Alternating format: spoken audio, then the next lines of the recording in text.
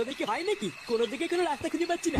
বাড়া যা দিনকাল পড়েছে, একার দ্বারা কাজ বাজ করে সংসার চালানো সম্ভব না। কয়েকদিন ধরে চারিদিকে এত ঘোরাঘুরি করছি, ভোদার আবার তাও কোনো কাজ পাচ্ছি না। হ্যাঁ রে পল্টু, কথাটা তুই খারাপ বলিসনি। দেখ না, আমি কি কাজের কম চেষ্টা করছি নাকি? কিন্তু ওই যে ভালো কোনো কাজই পাচ্ছি না। আরে ভোদা, ওইসব কাজ কাজের কথা বাদ দে, বুঝলি? সারা বছরই তো পুরো কাজ করে উল্টে দিলি। এখন আর শেষের কটা দিনের জন্য কাজ মারাতে হবে না। আর 3-4 দিন পরেই তো নতুন বছর পড়ে যাচ্ছে। তাই এখন আগে এটা ভাব যে নতুন বছরে কি কি প্ল্যান করবি। প্ল্যান? নতুন বছরে আবার কি প্ল্যান করব? যেমন চলছিল ভোদা তেমনই চলবে। আরে নাগপটদা, নতুন বছরের জন্য আমার মাথায় একটা সেটা ভাঙা প্ল্যান আছে গো। বাড়া, আমি তো ভেবেই রেখেছি নতুন বছরে আমাদের এই পুরো ক্লাবটাকে পুরো গাড় ফাটা করে সাজাবো। তারপরে এই ক্লাবে কিছু নতুন নতুন সদস্য ঢুকাবো। কি বলো পটদা? হ্যাঁ, কথাটা তুই খারাপ বলিসনি। ক্লাবে নতুন সদস্যরও দরকার। কি রে ফুটা, সেই থেকে খেয়াল করছি তুই চুপচাপ মন মরা হয়ে বসে আছিস। কিছু হয়েছে নাকি? আর বলিস না বাড়া, আমার এই জীবনটা না পুরো ধ্বংস হয়ে গেছে, বুঝলি? আজ গেলে আমরা মাসের শেষের মাইনা দেওয়ার কথা ছিল, তাই সকালবেলা কারখানায় গিয়ে মাইনা চাইতেই। এই মাঠে যে দুদিন কাজে আসিস নি, সেটা কি খেয়াল আছে? তোর বই শরীর খারাপ হবে, তুই গাড়মারি বানাবি, আর সেই টাকাটাও কি আমরা দেবো নাকি? দেখ ফুটো, এখানে কাজ করতে এসেছিস, ভদ্রভাবে ঠিকঠাক কাজ কর, মাইনা পাবি। আর যদি ভেবে থাকিস সেখানে কাজে এসে এইভাবে গলাবাজি করবি, তাহলে ম্যানেজারকে বলে ধাক্কা দিয়ে বের করে দেবো।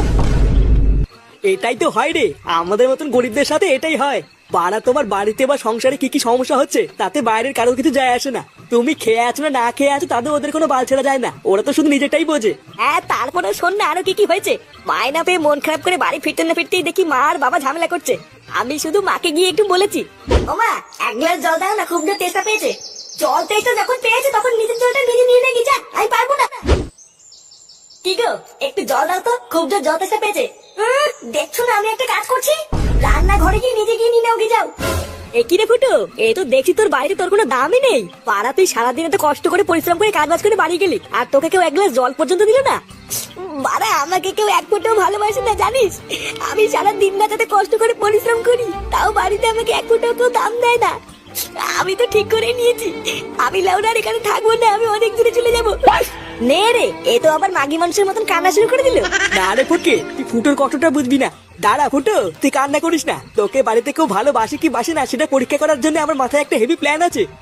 প্ল্যান? কি প্ল্যান? তবে শোন, প্রতিদিনের মতন তুই কালকেও সকাল সকাল কাজে বেরিয়ে যাবি, বুঝলি?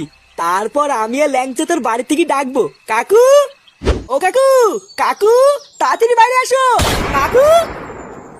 এই কি হয়েছে না বাড়া, এত চিল্লামিল্লি কিসের? সকাল সকাল গাড়মানি গুলো, তোদের কি আর কোনো কাজ নাই নাকি? আরে কাকু, ওইদিকে বিশাল বড় বিপদ হয়ে গেছে, তাড়াতাড়ি চলো। বিপদ? কিসের বিপদ? বাড়াগুলো তোকে সকাল সকাল ঠাট্টা করছিস নাকি? না, যা তো বলে যা, এখন কথা বলে টাইম নেই, অনেক কাজ পড়ে আছে।